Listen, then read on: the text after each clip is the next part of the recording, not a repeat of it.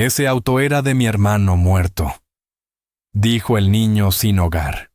El calor de la tarde en la Ciudad de México parecía pegar más fuerte sobre el asfalto de la Avenida Reforma. El aire se mezclaba con el olor a gasolina, el murmullo de las conversaciones callejeras y el sonido constante de los claxon de coches que parecían no tener prisa por llegar a ningún lado. Entre la fila interminable de automóviles que avanzaban a paso de tortuga, uno destacaba por encima de todos. Una camioneta blindada, negra, con vidrios polarizados y un brillo impecable que delataba su reciente lavado. En el asiento trasero, Arturo Medina, traje gris a la medida, corbata azul marino perfectamente ajustada. Revisaba su teléfono con la impaciencia de alguien que cree que cada minuto vale oro.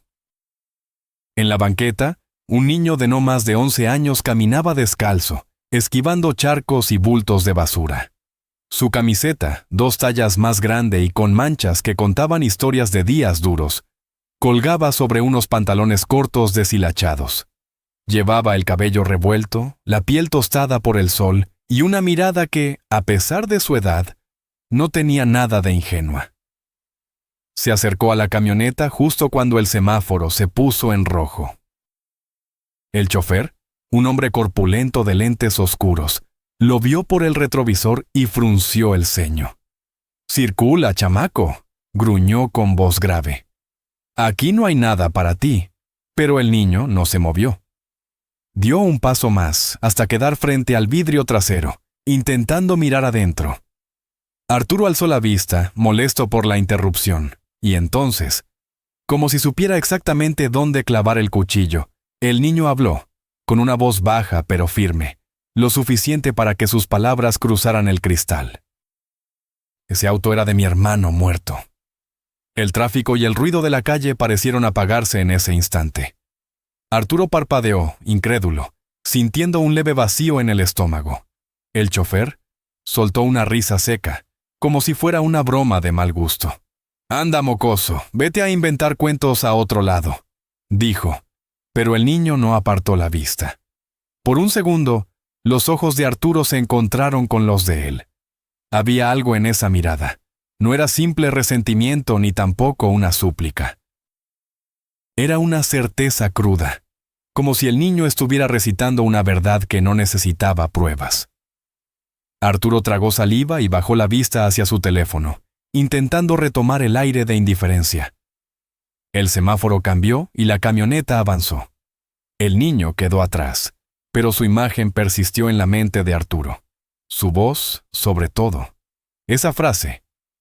«Ese auto era de mi hermano muerto». No tenía sentido. Nadie fuera de su círculo conocía la historia del vehículo. No era un coche cualquiera. Había sido adquirido de forma discreta hacía años, tras una transacción que no figuraba en los registros más visibles. A unas cuadras, el chofer rompió el silencio.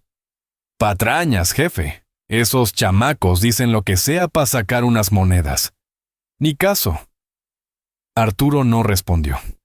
Seguía mirando por la ventana, viendo pasar edificios y rostros, pero su mente estaba en otra parte. Recordó un día lluvioso, hacía mucho tiempo, un accidente en una carretera vacía, las luces de una patrulla reflejándose en el pavimento mojado.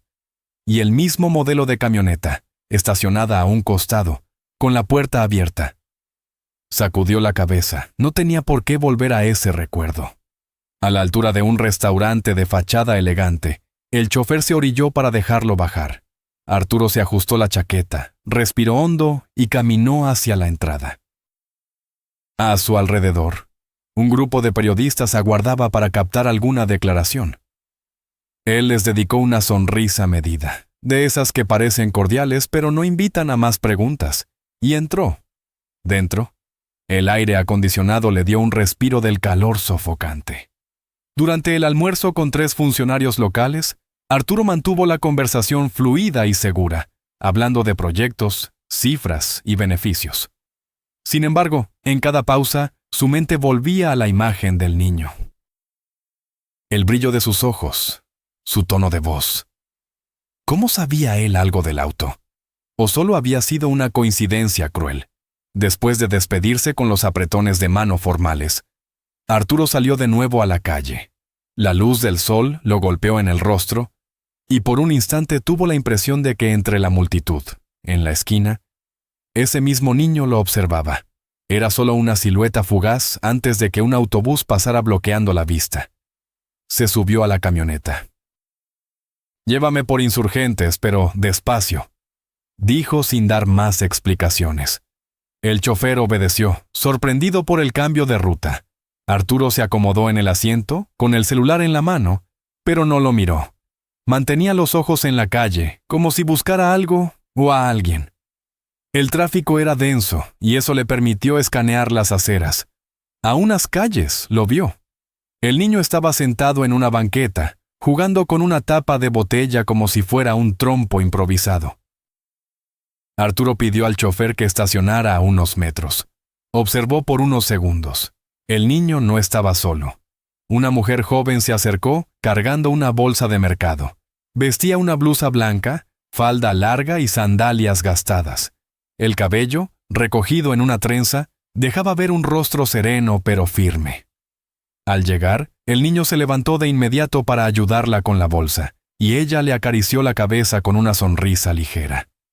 Arturo sintió una punzada de curiosidad. No parecía una escena improvisada ni falsa.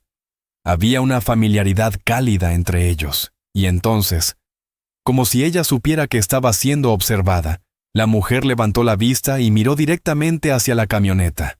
No fue una mirada cualquiera. Fue un reconocimiento silencioso, cargado de un significado que Arturo no alcanzaba a descifrar. El chofer lo sacó de su trance. «¿Quiere que baje y les diga algo?» «No», respondió Arturo sin apartar la vista. «Solo sigue». La camioneta se incorporó al tráfico, pero Arturo llevó consigo esa imagen. El niño, la mujer, y esa mirada que parecía guardar más respuestas de las que estaba dispuesto a enfrentar en ese momento. Sin embargo, algo dentro de él sabía que ese encuentro no iba a ser el último. La ciudad continuaba su ritmo caótico, pero para Arturo, la tarde ya tenía otro peso. No era solo el calor ni el cansancio. Era el eco de una frase que, aunque breve, había logrado colarse en un rincón de su conciencia que él creía blindado. Ese auto era de mi hermano muerto. Y ahora, por más que intentara, no podía dejar de pensar en ello. La noche anterior había sido larga, pero Arturo Medina estaba acostumbrado a dormir poco. Desde hacía años, su vida funcionaba en base a una agenda estricta, donde cada hora estaba calculada. Era un hombre que no se permitía debilidades ni distracciones, o al menos eso creía hasta ayer. Despertó más temprano de lo habitual, con la mente inquieta, y antes de que sonara la alarma ya estaba sentado en el borde de la cama, mirando el ventanal que dejaba entrar la luz tímida del amanecer sobre la ciudad. No lograba apartar de su cabeza la imagen del niño. No se trataba de lástima, ni de una preocupación genuina por un desconocido. Era otra cosa, una mezcla incómoda de curiosidad y sospecha que no terminaba de entender. Se sirvió un café cargado y caminó hacia su estudio. Las paredes estaban llenas de reconocimientos, fotografías con políticos y empresarios, y un mapa de la ciudad marcado con alfileres que representaban proyectos en curso. Tomó asiento frente a su escritorio y revisó algunos documentos. Su asistente había dejado una carpeta con propuestas para una nueva torre de departamentos en una zona céntrica, pero por más que intentaba concentrarse, su mente se desviaba hacia el mismo punto. Ese auto era de mi hermano muerto. Las palabras parecían haberse grabado con tinta en su memoria. Su chofer lo recogió puntualmente a las 8. En el trayecto, Arturo repasó la agenda del día, reunión con inversionistas, almuerzo con un socio extranjero y una visita breve a una obra en construcción. Todo medido, todo en control. Y sin embargo, esa pequeña grieta en su rutina, la frase del niño, estaba comenzando a abrirse más de lo que él quería admitir. A media mañana, mientras estaba reunido con los inversionistas en una sala de conferencias en Polanco, Su teléfono vibró con un mensaje de un número desconocido. Dudó un instante antes de abrirlo. Solo había una foto. El niño, sentado en la misma banqueta que había visto ayer, sosteniendo entre las manos una pequeña libreta con la cubierta desgastada. No había texto ni firma. Arturo sintió un nudo en el estómago. No le gustaba que lo buscaran por fuera de los canales formales, y menos aún que alguien tuviera acceso a su número personal. Guardó el teléfono sin mostrar reacción y continuó hablando como si nada, pero ya estaba decidido a averiguar quién estaba detrás de eso. Después del almuerzo, pidió al chofer que diera un desvío antes de llevarlo a la obra. «Quiero pasar por donde vimos al chamaco», dijo, fingiendo indiferencia. El chofer lo miró de reojo, sorprendido, pero no hizo preguntas. El tráfico de la tarde estaba peor que de costumbre, pero finalmente llegaron a la zona. Arturo observó con disimulo desde el asiento trasero. No tardó en reconocer la figura del niño, esta vez acompañado de la misma mujer. Ella estaba sentada en una banca, conversando con un hombre mayor que parecía un vecino del barrio. Vestía una blusa azul clara y un rebozo que cubría sus hombros.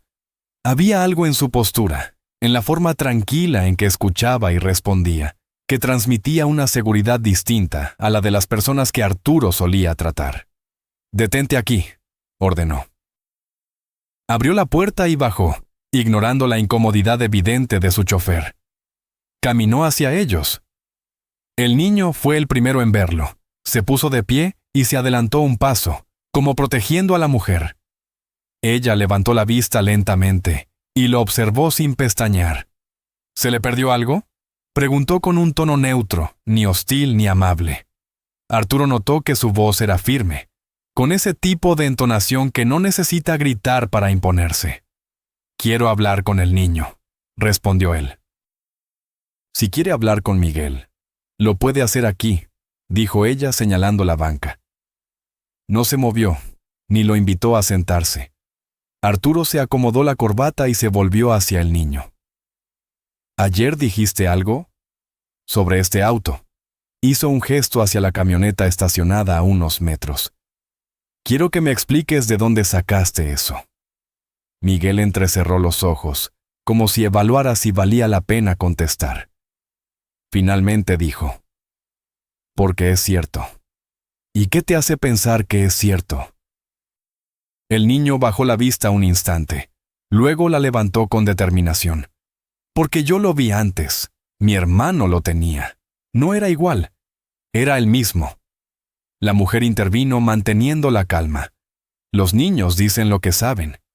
Si quiere respuestas, quizá debería preguntarse usted mismo por qué le molestó tanto lo que escuchó». Arturo sintió que el comentario le golpeaba más fuerte de lo que esperaba. No estaba acostumbrado a que alguien, y menos una desconocida, le hablara en ese tono. «No me molesta», dijo, forzando una sonrisa seca. «Solo no me gustan las historias inventadas». «Entonces no tendrá problema en demostrarnos que es una invención», respondió ella con una leve inclinación de cabeza. Hubo un silencio breve, cargado. Arturo notó que, por alguna razón, no podía leer a esa mujer con la facilidad con la que descifraba a sus socios o competidores. Había algo en su mirada que lo mantenía a la defensiva. Finalmente, él sacó una tarjeta de presentación de su cartera y la extendió hacia ella. «Si alguna vez quiere hablar, o si necesita algo, llámeme». Ella ni siquiera la miró. «No necesitamos nada». El niño lo observaba con una mezcla de desconfianza y curiosidad. Arturo volvió a guardar la tarjeta, incómodo con el rechazo. Dio media vuelta y regresó a la camioneta. Desde el asiento trasero, miró por la ventana cómo la mujer y el niño retomaban su conversación con el hombre mayor, como si su presencia no hubiera alterado nada. El resto de la tarde transcurrió sin incidentes, pero en la mente de Arturo, la escena se repetía una y otra vez.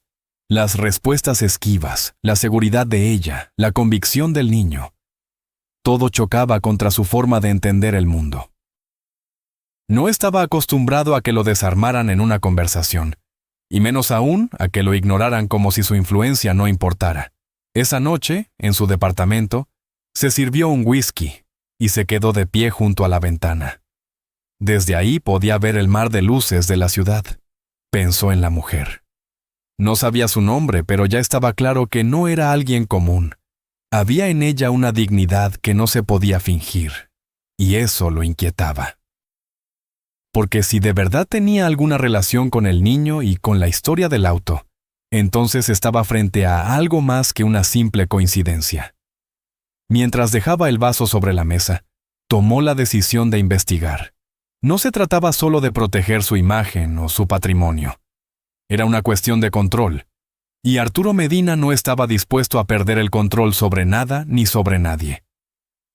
La mañana siguiente, Arturo llegó a su oficina antes que cualquiera de sus empleados. El silencio del piso alto le resultaba casi agradable. Solo se escuchaba el zumbido constante del aire acondicionado y el eco de sus pasos sobre el mármol. Se sentó en su silla de cuero, encendió la computadora y, mientras revisaba el correo, abrió un archivo de contactos privados que no compartía con nadie. Entre los nombres figuraba un investigador de confianza, un hombre discreto que había trabajado para él en situaciones delicadas. No dudó en marcar su número. «Necesito que averigües todo sobre una mujer y un niño», dijo sin dar rodeos. «Viven por la colonia Doctores, cerca del mercado San Antonio. Ella es morena, cabello oscuro, lo usa en trenza y tendrá unos 30 años. El niño, Miguel, unos 11. Empieza hoy». El investigador no hizo preguntas, solo confirmó que tendría un primer reporte en un par de días. Arturo colgó y apoyó los codos sobre el escritorio, mirando la ciudad a través del ventanal. Desde allí, el tráfico parecía un juego de miniaturas. Le gustaba esa vista porque le recordaba que estaba por encima de todo. Sin embargo, esta vez no sintió esa satisfacción habitual. Había algo en ese asunto que lo mantenía inquieto, como si no fuera él quien movía las piezas. Al mediodía, recibió una llamada de su socio en un proyecto de urbanización. Querían que asistieran a un evento de beneficencia esa misma noche. Arturo no tenía previsto ir, pero el socio insistió. Habría figuras importantes y era bueno dejarse ver. Al final aceptó, con la condición de que lo mantuvieran en la lista de oradores breves, nada más. Al caer la tarde, se preparó con la meticulosidad de siempre. El traje negro recién planchado, camisa blanca impecable, un pañuelo discreto en el bolsillo. Salió de su departamento y bajó al estacionamiento privado. El chofer lo esperaba junto a la camioneta. El evento se celebraba en un salón de un hotel de lujo, en la zona de Reforma. La entrada estaba adornada con arreglos florales y alfombras color vino. Afuera, varios fotógrafos aguardaban para captar a los invitados. Arturo atravesó ese pasillo de flashes con la seguridad de quien sabe que proyecta la imagen correcta. Dentro, el aire estaba impregnado del aroma de los arreglos y del leve olor a vino que salía de las copas en las bandejas de los meseros. Las luces eran suaves, doradas, diseñadas para halagar los rostros. Arturo saludó a algunos conocidos, intercambiando frases cortas, hasta que lo guiaron a su mesa, cerca del escenario. No habían pasado ni 10 minutos cuando algo, a lo lejos, captó su atención.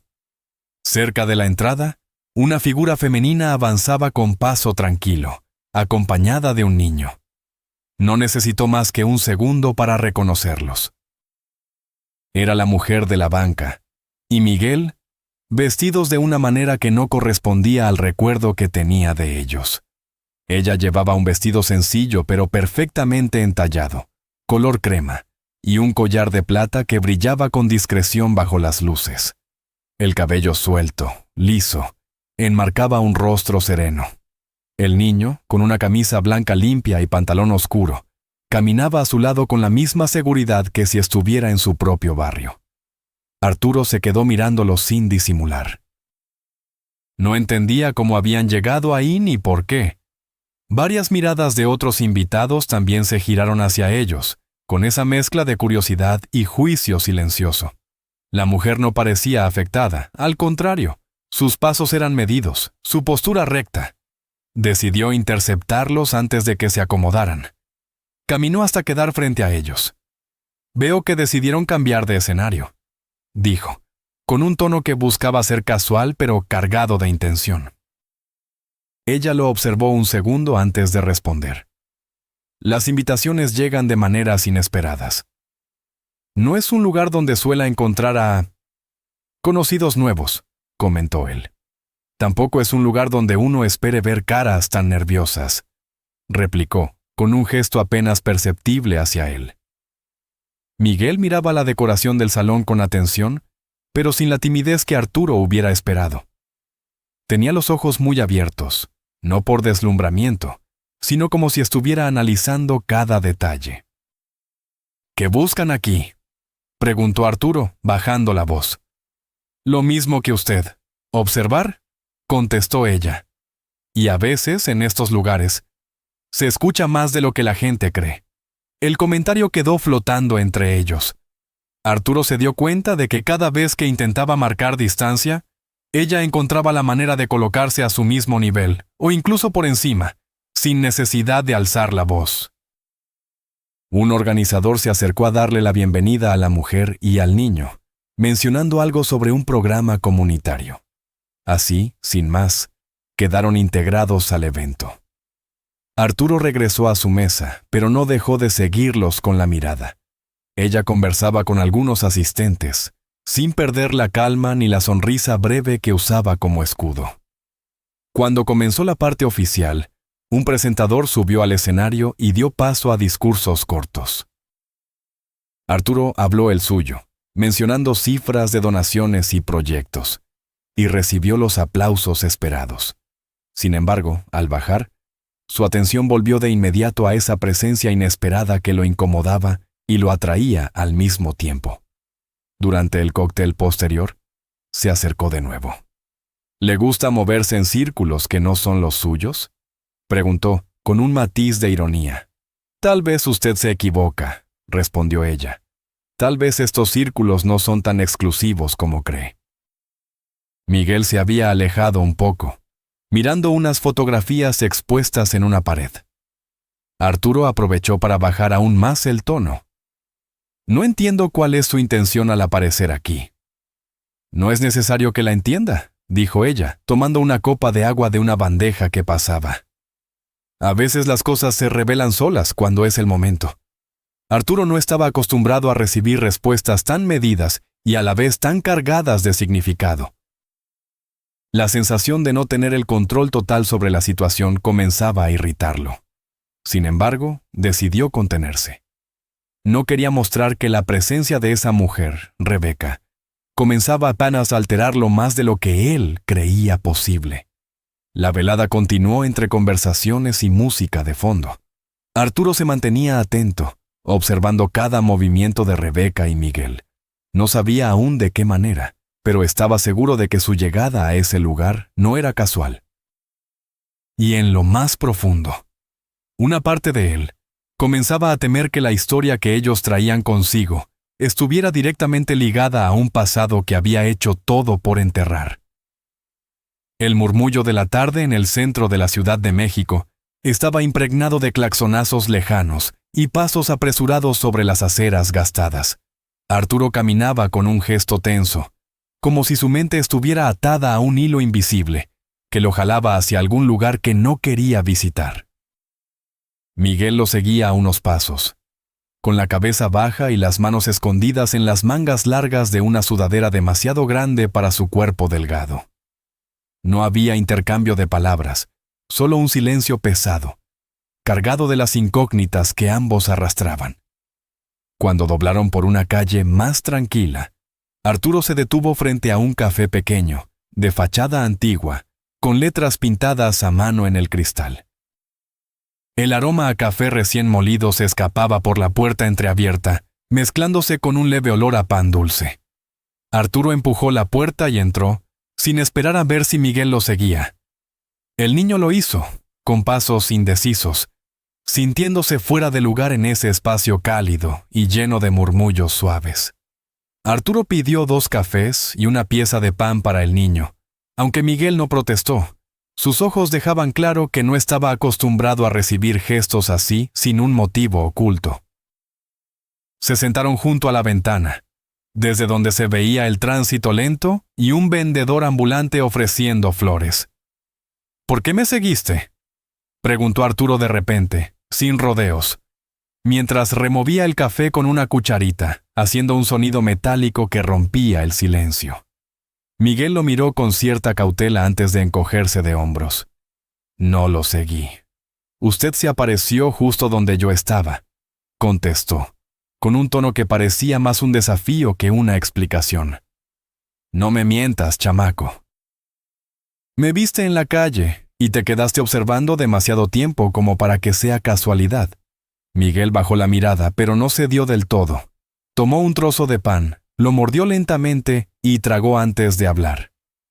¿Ese carro en el que iba? Empezó y su voz se volvió más firme. Ese auto era de mi hermano. Arturo arqueó una ceja, dejando la cucharita sobre el platillo. Eso no es posible. Ese auto lo compré hace 3 años a través de una agencia, todo en regla. Tal vez para usted, replicó Miguel. Pero yo lo vi cuando mi hermano lo tenía. Lo reconozco. Hasta el rayón en la parte trasera izquierda es igual. El aire entre ellos se volvió más denso. Arturo no sabía si reírse de lo absurdo o molestarse por la insistencia del niño. Muchacho, no sabes lo que estás diciendo. Los autos pasan de mano en mano todo el tiempo. Miguel levantó la vista, clavándole una mirada que no correspondía a la edad que tenía, como si sus ojos guardaran demasiada historia para un cuerpo tan joven. Yo sé lo que vi, dijo, y su voz sonó como una piedra lanzada al agua, directa y sin titubeos. Arturo no respondió de inmediato. El bullicio suave del café seguía, ajeno a esa conversación que parecía crecer en tensión. Fuera, el vendedor ambulante se iba alejando, y una ráfaga de aire entró por la puerta, moviendo el cabello de Miguel. ¿Qué quieres de mí?, preguntó Arturo, tratando de mantener un tono controlado. Nada, contestó Miguel, y por primera vez esbozó una sonrisa pequeña, pero no de alegría, sino de algo más parecido a ironía. Solo quiero saber por qué usted maneja lo que fue de mi hermano y qué pasó con él. Arturo entrecerró los ojos. Una parte de él quería acabar la conversación ahí mismo, pagar la cuenta y marcharse. Pero otra parte, más profunda y difícil de ignorar, sentía una punzada de incomodidad. No era solo el niño, era la seguridad con la que hablaba, la ausencia de duda en sus palabras. Mira, Miguel, dijo finalmente, pronunciando su nombre como si probarlo le ayudara a medirlo. No conozco a tu hermano y no tengo idea de qué historia traes encima. Pero no voy a dejar que me metas en un enredo que no me corresponde. Miguel lo observó en silencio por unos segundos. Luego tomó otro sorbo de café, como si quisiera prolongar el momento. Entonces no le va a importar que yo investigue por mi cuenta, dijo con tranquilidad. A veces las respuestas se encuentran aunque uno no las quiera. Arturo sintió un leve escalofrío, no por miedo, sino por la sensación de que ese niño no iba a desaparecer de su vida tan fácilmente. Terminaron el café sin más palabras. Al salir, el sol se había ocultado tras las nubes, y un viento fresco recorría la calle. Arturo encendió un cigarro, mirando hacia un punto lejano, mientras Miguel se metía las manos en los bolsillos. Caminaron juntos un par de cuadras, hasta que Arturo se detuvo. Es mejor que regreses a donde sea que vivas. No tengo dónde, respondió Miguel, sin drama, como si fuera un hecho sin peso. Esa respuesta dejó a Arturo sin réplica inmediata. Pensó en seguir caminando y dejarlo ahí, pero algo lo frenó. Tal vez era simple curiosidad, o algo más difícil de admitir.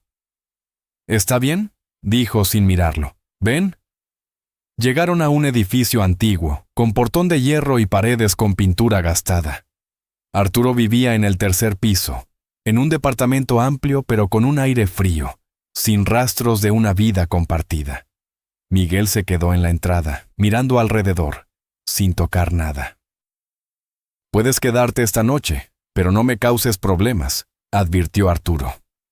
Miguel asintió y dejó su pequeña mochila en el suelo. No preguntó nada más. Se sentó en un rincón, como si estuviera acostumbrado a ocupar el menor espacio posible. Arturo se sirvió un vaso de agua y lo observó de reojo. Había algo en ese niño que no encajaba con la imagen que cualquiera tendría de alguien en su situación. No había súplica en su mirada, ni temor. Solo una determinación silenciosa, como si su presencia ahí respondiera a un propósito claro. La noche cayó y, mientras la ciudad seguía viva afuera, dentro del departamento reinaba un silencio tenso. Arturo encendió la televisión, pero no prestaba atención a las imágenes. Su mente seguía dándole vueltas a esa frase: «Ese auto era de mi hermano». Cerca de la medianoche, Miguel se acomodó en el sillón cerrando los ojos. Arturo lo observó por un momento antes de apagar las luces.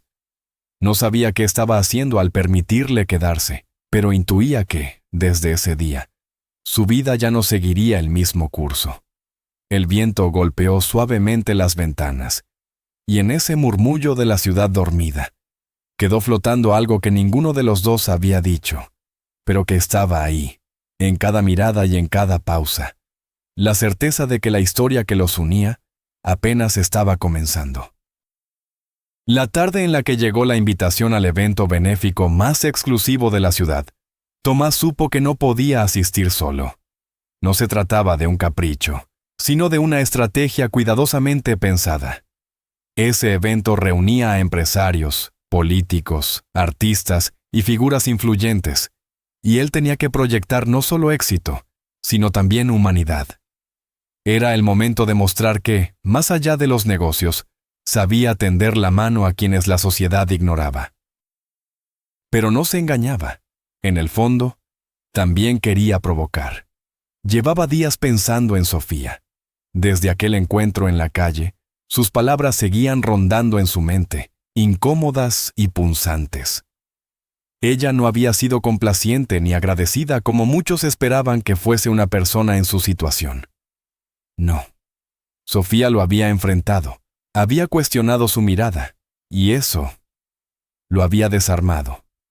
La buscó. No fue fácil. Pasó por calles que olían a humedad, mercados improvisados, esquinas donde la gente parecía invisible para la ciudad.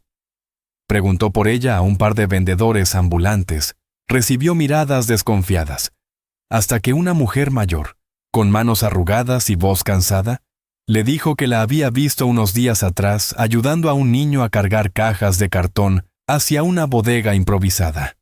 Finalmente, la encontró sentada en la banqueta, remendando una bufanda vieja con un hilo de color malva. Cuando él se detuvo frente a ella ni siquiera levantó la vista de su labor. «Necesito que me acompañes a un lugar», dijo él, sin rodeos. «¿Y yo por qué haría eso?», respondió ella todavía ocupada con la aguja. «Porque es una oportunidad». Ella soltó una risita breve, seca. «Para ti, tal vez». «Para los dos», insistió él. «Es un evento importante, gente con dinero, conexiones. ¿Podría qué?», lo interrumpió. «Podría impresionarlos». «Podría fingir que no paso las noches buscando un lugar donde no me corran». Tomás se inclinó un poco hacia ella. «Podrías mostrarles que existes». Sofía lo miró entonces, con esa mezcla de incredulidad y desafío. «Ellos saben que existimos. Lo que no quieren es vernos». Ese intercambio bastó para que él confirmara que ella era la elección perfecta. No porque necesitara ser rescatada, sino porque su presencia sería como una grieta en la fachada impecable de ese mundo. Pasaron la tarde comprando un vestido. Ella protestó en cada tienda, no por el precio, sino por el acto en sí. No entendía por qué él insistía en vestirla para encajar, si, según él mismo, su valor estaba en no encajar. Pero Tomás sabía que el impacto no estaba solo en quién era ella. sino en cómo el contraste se revelaría cuando todos asumieran que pertenecía a ese ambiente, hasta que abriera la boca. Mientras la modista ajustaba la tela alrededor de su cintura, Sofía se observó en el espejo con una expresión que no era del todo ajena a la vanidad, aunque trataba de ocultarlo. El vestido era de un verde profundo, ceñido en la parte superior, y con una falda que caía con movimiento fluido. Ella tocó la tela como si no estuviera segura de tener permiso para sentirla. «No voy a agradecerte», dijo sin mirarlo. «No espero que lo hagas», respondió él. Esa noche, en la antesala del evento, Tomás la vio bajar por las escaleras del edificio donde él la había recogido. La calle estaba iluminada apenas por un par de farolas, y sin embargo, el vestido atrapaba la luz, haciéndola destacar de un modo que no dependía de la riqueza del tejido, sino de la forma en que ella caminaba, erguida, segura, como si el mundo no tuviera derecho a evaluarla. Al llegar al lugar, las miradas se clavaron en ellos de inmediato. El salón era un despliegue de opulencia, lámparas de cristal, mesas vestidas con manteles que parecían de seda, música de cuerdas en vivo. Los camareros se movían con precisión casi coreográfica, llevando bandejas de copas relucientes. Sofía notó el cambio en las expresiones a su paso. Primero curiosidad, luego reconocimiento fingido, y finalmente, ese brillo apenas disimulado de juicio. No había nada en su porte que delatara su origen humilde, pero las personas que habían pasado toda su vida en ese mundo sabían detectar a quienes no eran de su círculo, como un instinto animal. En un momento, se encontraron frente a Mariana, una de las empresarias más influyentes y también una de las mujeres que Tomás menos soportaba. Mariana era impecable. Vestido plateado, cabello recogido, sonrisa estudiada. «Tomás, qué sorpresa verte», dijo ella extendiendo la mano, nociala. Y hizo una pausa imperceptible mientras su mirada recorría a Sofía de arriba a abajo. «Qué encantadora compañía». Sofía sonrió, pero no fue una sonrisa complaciente. Encantadora y temporal, como todo en este tipo de lugares. El silencio que siguió fue denso. Tomás apretó los labios, conteniendo una carcajada. Mariana, sin perder la compostura, se excusó con un gesto y se alejó, pero no sin antes lanzar una mirada cargada de curiosidad y advertencia. A lo largo de la velada, Sofía se movió con una soltura desconcertante. No parecía intimidada por las conversaciones llenas de cifras y apellidos, ni por las anécdotas de viajes a lugares lejanos. De vez en cuando, hacía preguntas incómodas, como cuando un hombre presumía de su última adquisición de arte, y ella le preguntó si sabía el nombre del pintor sin mirar la placa. Tomás la observaba, dividido entre la admiración y la preocupación.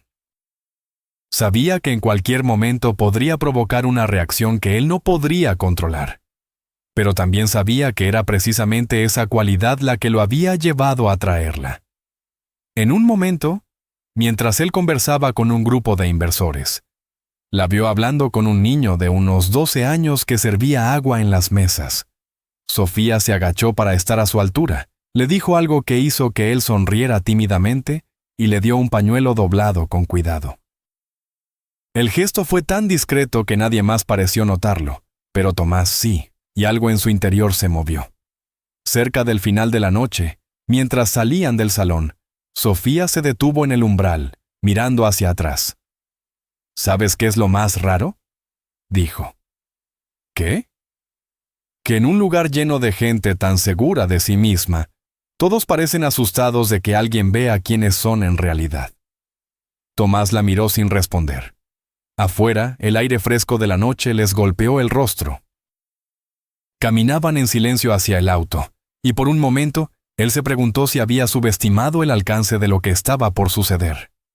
Sofía no era una pieza decorativa en su plan, era una fuerza impredecible, y ahora estaba dentro de su mundo, lista para romper las costuras que lo mantenían intacto. Se subieron al coche. La ciudad brillaba con sus luces lejanas, indiferente a las batallas silenciosas que se libraban en salones cerrados. Tomás encendió el motor, pero antes de arrancar, ella lo miró. No pienses que esto termina aquí, y él supo que tenía razón. Arturo se quedó en silencio largo rato, observando cómo Miguel jugaba con una lata vieja que había encontrado en la banqueta. La luz de la tarde caía oblicua, tiñendo de naranja los muros y dejando sombras largas en el pavimento. No sabía por qué, pero sentía una presión en el pecho, como si algo invisible le estuviera recordando que aquella situación no era casualidad.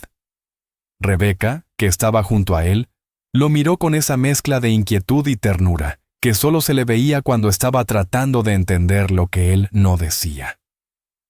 «No puedes cargar con todo, Arturo», murmuró ella sin apartar la vista del niño. «Pero tampoco puedes mirar para otro lado».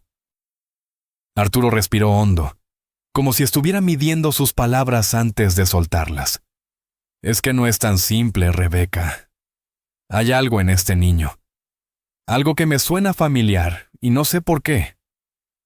Miguel los miró un instante, como si hubiera escuchado su nombre en pensamientos ajenos, y luego volvió a concentrarse en su improvisado juego.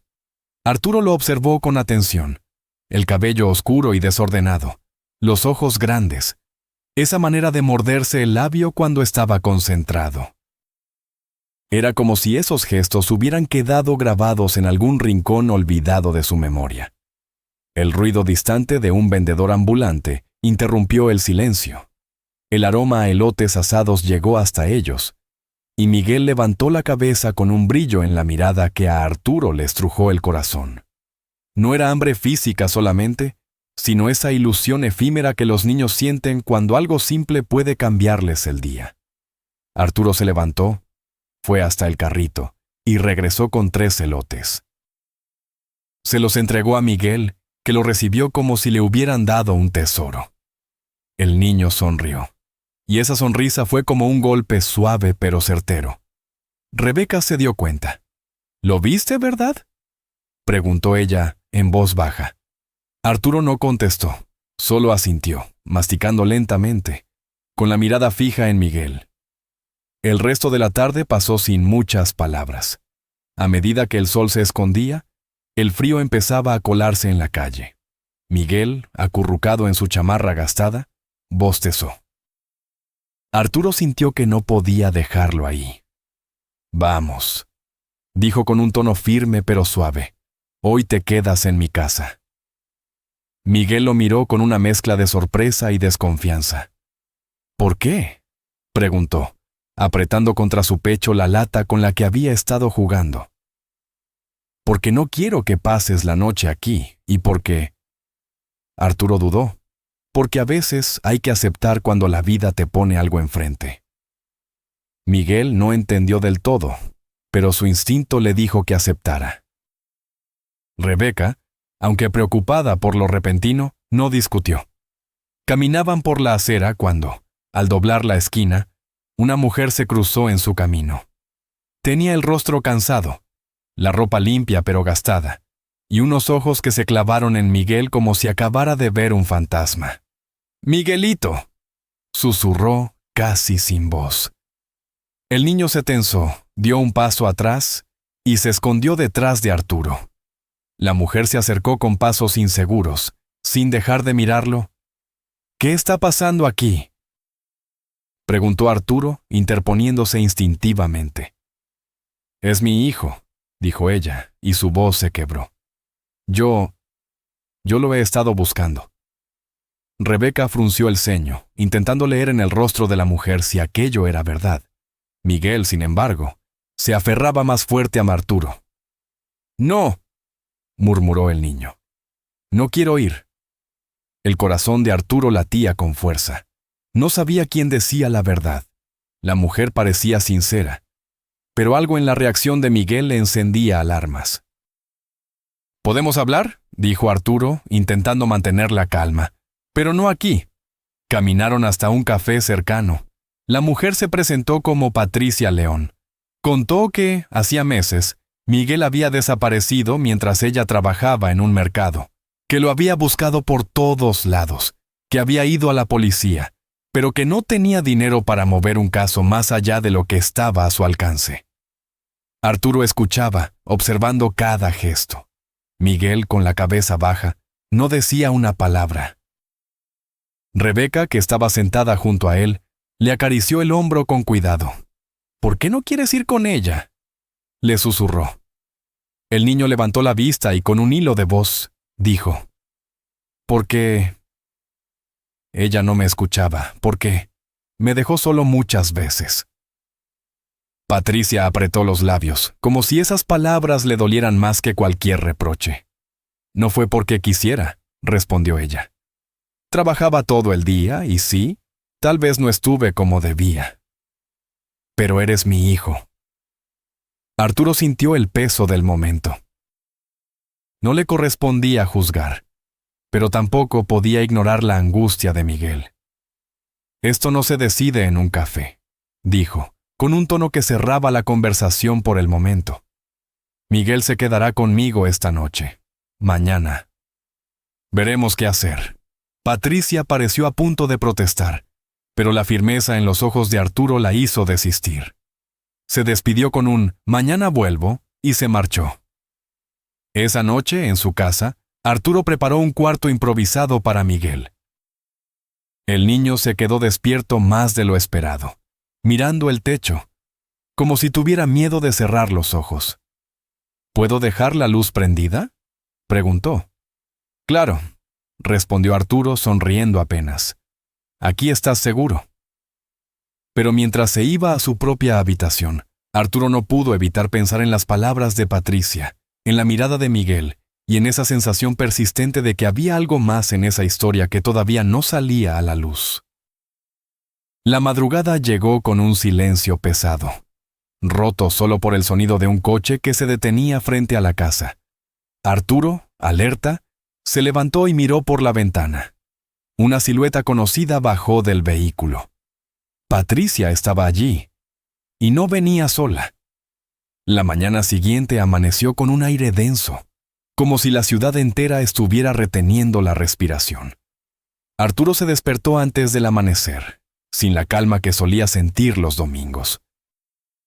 El eco de las palabras de Miguel seguía persiguiéndolo, como un murmullo que no se desvanecía ni con el ruido lejano de los camiones de basura. Abrió la ventana y dejó que el aire fresco le golpeara el rostro, intentando ordenar sus pensamientos. Sabía que aquel día no sería como los demás.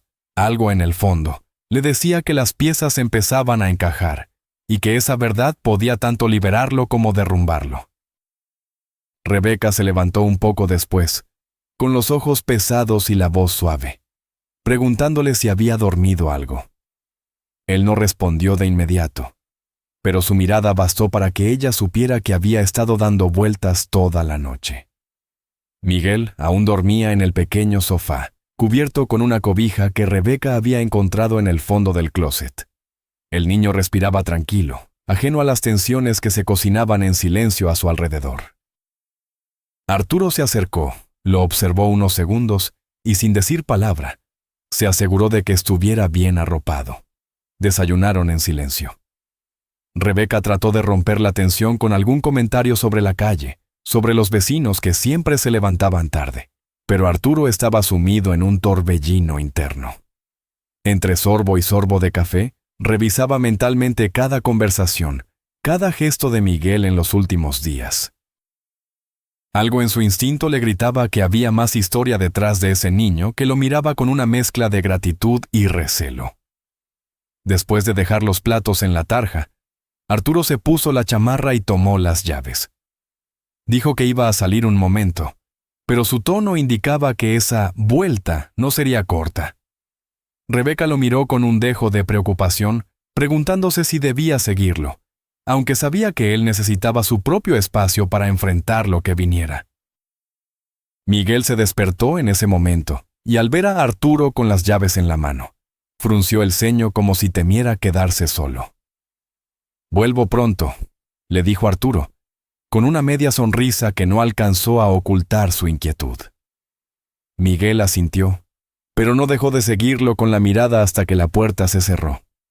Arturo caminó sin rumbo fijo al principio, dejando que sus pies lo llevaran por calles que conocía de memoria, pero que esa mañana se sentían diferentes.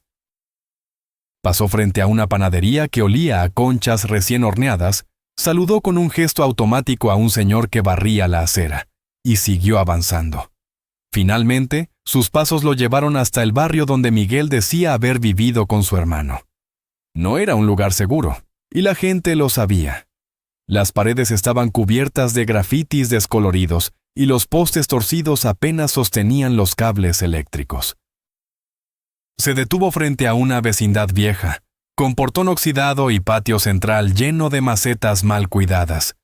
Preguntó por el nombre del hermano de Miguel a una mujer que barría la entrada, y ella lo miró con sorpresa antes de señalar una puerta al fondo. Arturo sintió un escalofrío mientras avanzaba. No sabía qué iba a encontrar, pero estaba decidido a no dar marcha atrás. Golpeó la puerta y un hombre mayor, de cabello gris y mirada cansada, lo recibió. Al escuchar el nombre de Miguel, el anciano tardó unos segundos en reaccionar, como si estuviera desempolvando un recuerdo. Le contó, con voz baja y pausada, que el niño había pasado por momentos muy duros, que su hermano mayor se había esforzado por cuidarlo, pero que las circunstancias los habían separado. Dijo que no sabía exactamente dónde estaba el hermano ahora, solo que había tenido problemas y que probablemente no regresaría pronto.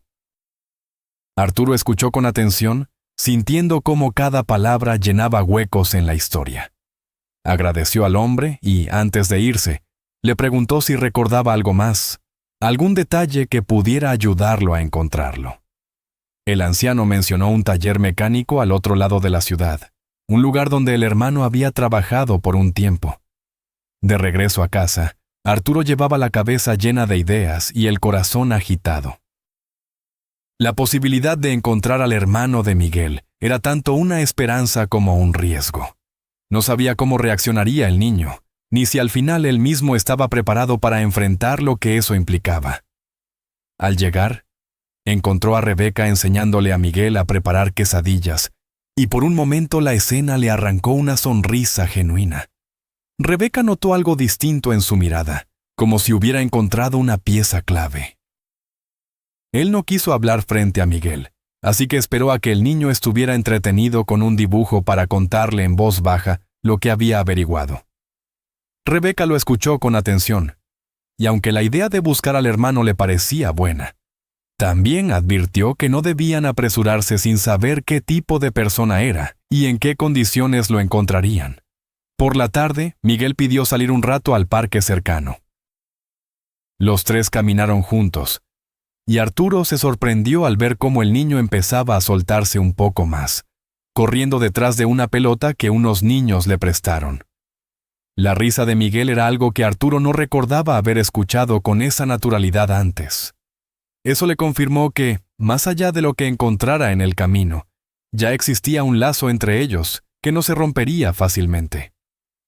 Cuando regresaron, el cielo comenzaba a teñirse de naranja. Arturo, sin poder esperar más, decidió marcar al número del taller mecánico que le había mencionado el anciano.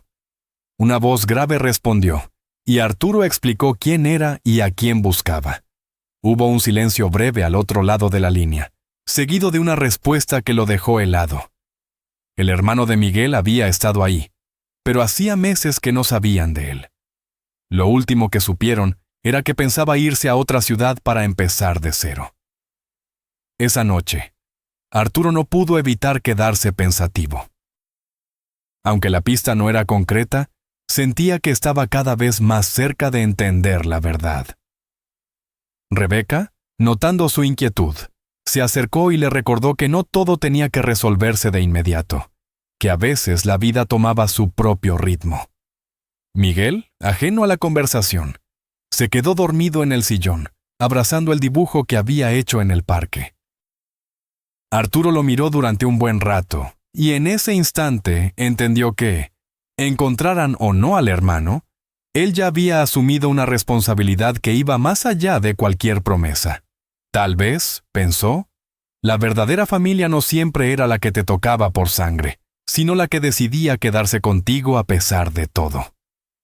El sonido lejano de un camión pasando por la calle rompió el silencio. Afuera, la ciudad seguía su curso, indiferente a las pequeñas batallas que se libraban en cada hogar. Pero dentro de ese departamento, algo había cambiado para siempre. Arturo ya no veía a Miguel como un niño de paso en su vida, sino como alguien cuyo destino, de alguna forma, estaba entrelazado con el suyo. Y aunque el futuro todavía estaba lleno de incertidumbre, por primera vez en mucho tiempo sintió que estaba en el camino correcto. La noticia de lo ocurrido con Patricia se esparció como un viento frío que recorría las calles, alcanzando oídos que ni siquiera formaban parte directa de la historia. En el barrio, la gente susurraba, algunos con lástima genuina, otros con el inevitable tono curioso que acompaña a cualquier escándalo. Arturo, en cambio, no quería escuchar nada más que la voz de su propia conciencia, que desde aquella tarde le hablaba con insistencia. Había pasado días enteros repasando cada momento, cada palabra que había dejado sin decir y cada decisión que había tomado. Ahora, sentado en la mesa pequeña de la cocina de su departamento, miraba una taza de café que se enfriaba frente a él. No tenía apetito, pero necesitaba mantenerse en pie. Miguel, por su parte, parecía más callado que nunca. Aún así, en sus ojos oscuros se podía leer algo que Arturo no lograba descifrar del todo. No era solo tristeza, sino una mezcla de comprensión y resistencia. El niño, de alguna manera, parecía entender que la vida no siempre ofrece explicaciones claras y que las personas, incluso las que uno más quiere, cometen errores. Rebeca había pasado por ahí varias veces en esos días, llevando algo de comida y preguntando si necesitaban ayuda con las cuentas. Arturo agradecía en silencio, sabiendo que su orgullo estaba siendo probado a cada visita. Ella no insistía demasiado, pero se quedaba un rato, buscando temas ligeros de conversación, aunque muchas veces terminaban en un silencio que no resultaba incómodo, sino necesario. A veces, Miguel se sentaba en el piso, junto a ellos, dibujando en un cuaderno que Rebeca le había regalado. Eran dibujos simples, pero en cada uno aparecía un auto viejo, parecido al que Arturo había visto aquella noche por última vez. No hablaban del tema, pero el mensaje era claro. Una tarde, después de varios días de este ritmo, Patricia llamó a Arturo. Su voz estaba más tranquila, aunque cargada de una firmeza que él no le había escuchado antes. Dijo que quería verlo, que había cosas que necesitaban quedar claras y que no podían seguir con esa distancia que parecía un abismo. Arturo aceptó, con la garganta seca y las manos sudorosas. Sabía que ese encuentro sería definitivo de una manera u otra. Miguel, al enterarse, no preguntó nada, pero se acercó a Arturo antes de que saliera y le dijo que no tenía que explicarle nada, que él confiaba en él. Ese gesto, tan sencillo y tan profundo, fue suficiente para que Arturo sintiera un nudo en el pecho. El lugar elegido fue un café pequeño, discreto, donde pocas personas podrían reconocerlos. Cuando Arturo llegó, Patricia ya estaba ahí, con un café a medio terminar y un sobremanila sobre la mesa. No hubo abrazos ni sonrisas, solo un intercambio de miradas que contenían meses de historias no dichas. Ella comenzó hablando, explicando que había estado pensando mucho en lo que significaba para ella seguir adelante. No buscaba reproches, sino entender si todo lo que habían vivido había sido real o solo un espejismo. Arturo, con voz baja, le respondió que nada había sido falso, que cada momento compartido había sido auténtico, pero que sus miedos y su orgullo lo habían llevado a actuar como no debía. Patricia lo escuchó sin interrumpir, y cuando terminó, deslizó el sobre hacia él. Dentro había papeles que relataban detalles que Arturo no conocía, situaciones que ella había enfrentado sola, decisiones que había tomado para proteger a quienes quería. Él sintió un peso en el estómago al leerlos, comprendiendo que había juzgado demasiado rápido y sin conocer la mitad de la historia. Patricia, con la mirada fija en su taza, dijo que no esperaba una disculpa inmediata, pero sí claridad. Arturo, respirando hondo, le dijo que no quería perder lo que habían construido, pero que entendía si ella decidía seguir otro camino. Hubo un silencio largo, interrumpido solo por el sonido lejano del tráfico. Finalmente, Patricia dijo que las decisiones no siempre se toman con el corazón, y que aunque le dolía, necesitaba un tiempo para redefinir lo que quería para sí misma. Arturo aceptó, no como quien se rinde, sino como quien comprende que la voluntad de la otra persona es algo que se respeta. Se despidieron con un gesto sobrio, sin promesas vacías, pero con la sensación de que algo había cambiado para siempre. De regreso al departamento, Arturo encontró a Miguel y Rebeca conversando en la sala. El niño le mostró un nuevo dibujo. Esta vez no había un auto, sino 3 personas de pie bajo un mismo techo. Arturo lo miró en silencio y luego lo abrazó, entendiendo que pese a todo, había vínculos que no se rompían con facilidad. Rebeca sonrió levemente, como quien reconoce que la vida no siempre se ordena como uno quiere, pero sí puede encontrar maneras de seguir adelante. Esa noche, Arturo salió al balcón. El aire fresco de la ciudad le golpeó el rostro, y por primera vez en mucho tiempo sintió que podía respirar hondo, sin que el peso de la incertidumbre lo aplastara. Tal vez no tendría todas las respuestas, pero había aprendido que el silencio también puede ser una forma de diálogo, y que la lealtad no siempre se grita, a veces solo se vive. Miguel se asomó detrás de él, con una manta en los hombros, y juntos miraron las luces de la ciudad, sin decir palabra. No hacía falta. Con el tiempo, el barrio dejó de murmurar, como si la vida hubiera encontrado nuevas historias que comentar. Arturo siguió trabajando, Rebeca continuó visitándolos y Miguel, poco a poco, volvió a sonreír como antes. Aunque la relación con Patricia no volvió a ser la misma, él entendió que había capítulos que se cierran para abrir otros, incluso si no se sabe bien qué traerán. Lo importante, pensó, es que las personas que de verdad importan siempre encuentran la manera de quedarse, aunque cambien las formas. Una tarde cualquiera, mientras caminaban por la calle, Miguel señaló un auto viejo estacionado, y le dijo a Arturo que algún día tendrían uno parecido, para recorrer lugares que aún no conocían. Arturo sonrió, sin prometer nada, pero con la certeza de que haría lo posible por cumplirlo.